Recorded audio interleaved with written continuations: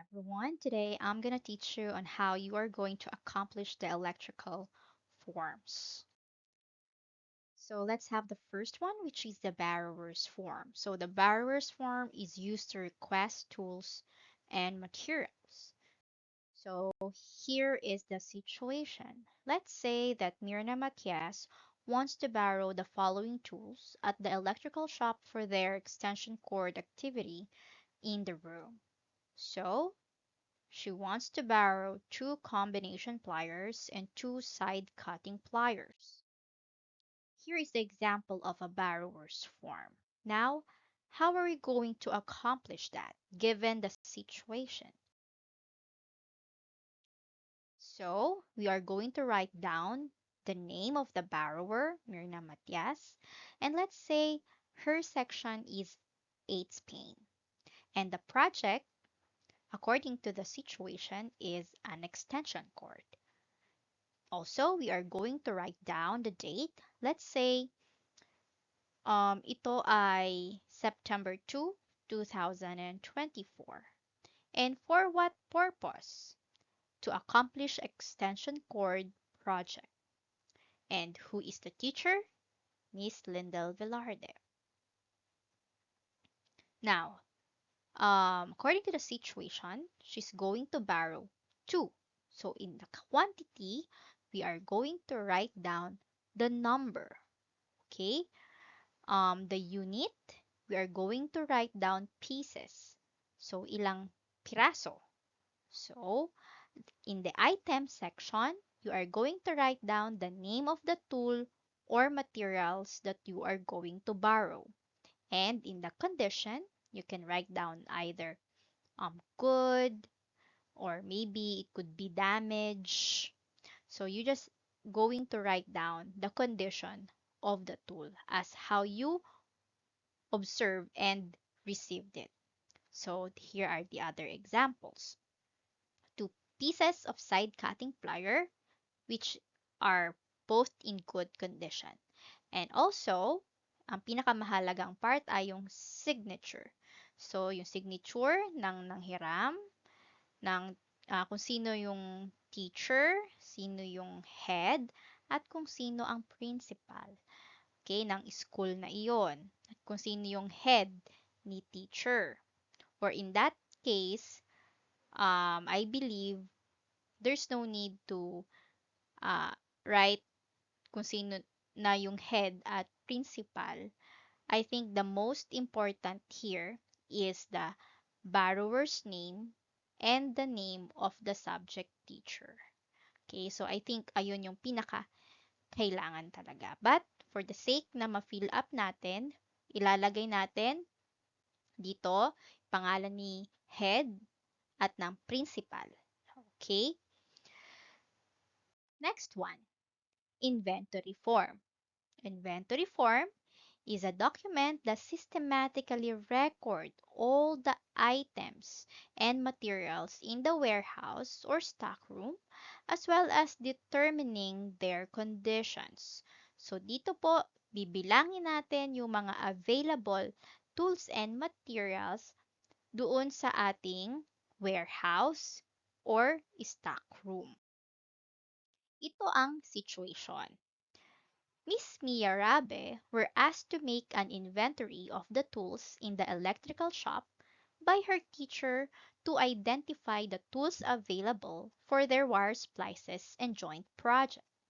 The following are the tools available in the shop.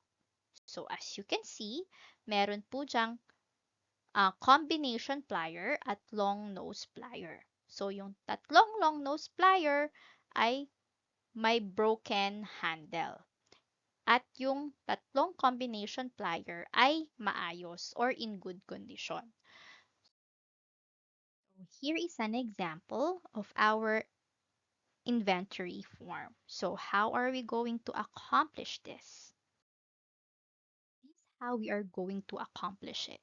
So we write the name ng nag-inventory, section, school, ano yung shop or yung laboratory na ini-inventory niya or the room, And then yung purpose, to identify the tools available for wire splices and joint project.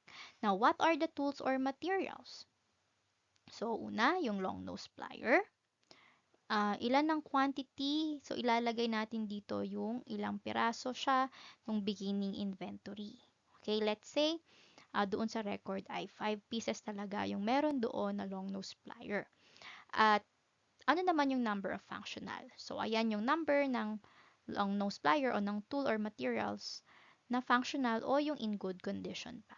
So, according doon sa naabutan ni Maria na available tools ay walang functional dahil lahat ng long nose plier ay broken ng handle. Now, number of not functional but repairable, meaning ito yung mga tools na in good condition or sorry, these are not in good condition but repairable. Meaning ito po ay um, may damage pero pwedeng remedyohan pa. So, lalagay natin dyan 0. Number of condemnable, ibig sabihin ito yung mga damage at hindi na mareremedyohan pa, meaning it's for disposal or itatapon. So, para sa akin, yung tatlong pliers na yon, long nose plier ay disposable na, medyo mahirap nang gawan ng paraan. And number of borrowed, ito yung mga hiniram. So, sabihin natin na wala namang number of missing o walang nawawala, pero meron nakita si Maria na dalawang borrower's form. So, meaning, yun, dalawang long nose plier ay hiniram. So, we will write down there 2 and wala namang nawawala. So, makikita natin tally na 3 plus 2 ay 5. So, meaning, yung limang long nose plier ay, ayan, tally doon sa quantity ng beginning inventory. The next, we have the combination plier. So, sabihin natin na same sa beginning inventory natin ay 5 pieces siya. Number of functional ay 3 dahil okay naman lahat ng combination plier. 0 yung repairable, 0 yung condemnable. Wala rin siya nakitang borrower's form na nanghiram ng combination plier. Ibig sabihin merong dalawang nawawala. So, 3 plus 2, yan, tally po siya dun sa quantity. Now, let's move on with the job order or work order form. So, it's a written instruction asking you to perform a work according to a specified requirements within a specified time frame and cost estimation. Okay, let's move on. Here is the situation. Chassis Cecilia Munoz Palma High School hired XYZ Company to add convenience outlets in the staff room and laboratory. The school hired one electrician to accomplish the task. He needs to install 4 convenience outlets. He's only given 1 day to finish it with a promise of a minimum wage salary. So here is an example of our work order form. So how to accomplish it? Okay, so this is how we are going to accomplish it. So we write down the name of the company, its address. So let's say it's XYZ Street, Payatas B, Quezon City. And kinopy-paste ko lang yung address in the location because it says here, ang ilalagay dito ay yung details ng nagpo-provide ng service, hindi nung client. So, we write the country which is Philippines, yung contact number ng service provider, email address nila, at yung supervisor ng company na yon or maybe on ng certain project na yon. So in this case, nag-imbento lang din ako which is let's say the name is Rosalinda Molina and then you have to indicate as well the beginning and end nung work. Okay, so let's say dahil 1 day lang naman yung nandun, so I just inserted or put there September 2, 2024 up until September 2, 2024 kasi isang araw lang naman siya. The zip code, telephone number, and the fax number. So, mga imbento lang po yung mga information na nandyan but it can somehow represent yung mga hinahanap nating details as an example. So, ano yung mga materials na kailangan? According to the situation, kailangan ng 4 pieces na convenience outlet kasi nga maglalagay siya ng apat na convenience outlet. So, ilalagay natin dyan flash type duplex convenience outlet. At magkano ang isang piraso? So, ang isang piraso ay 150. So, if we multiply 150 to 4, that would be 600. So, ano pa yung kailangan? 4 pieces na utility box. So, let's say na ang isa ay 150. So, therefore, if we multiply 150 to 4, that is 600 as well. And so, kailangan din ng 10 feet na flat cord. So, let's say 1 feet ay 100. So, if you multiply 100 to 10, that would be 1,000. And sa labor cost naman, ang minimum wage ay 610 no, a day. Ilang workers yung kailangan? Isa lang naman. Client ay ang school. Or maybe you can put down the name of the principal there, which is Dr. Florito Herenia, or whoever the client is. So the signature, do not forget, of the client. Date work completed. So that is, let's say, September 2, 2024 din natapos at yung signature ng supervisor. So, yan, accomplish na natin yung work order form.